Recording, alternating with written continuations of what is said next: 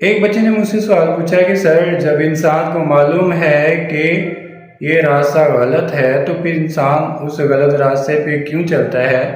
تو میں نے اس بچے سے کہا کہ بیٹا دیکھیں کہ انسان کے پاس دو کنیکشنز ہیں۔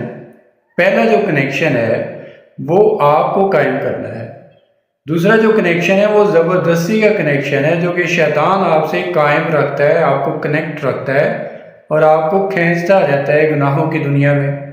جبکہ دوسری طرف ایک اللہ کا تعلق ہے جو ہمیں مضبوط کرنا ہے، اس رسی کو ہم نے مضبوطی سے پکڑنا ہے اور ہم نے چلنا ہے۔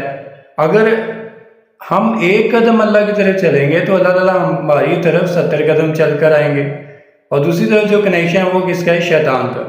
ٹھیک ہے، شیطان آپ نہ بھی جانا چاہیں گے تو پھر بھی وہ آپ کو اپنی طرف کھینچے گا، اپنی طرف لے کر جائے گا۔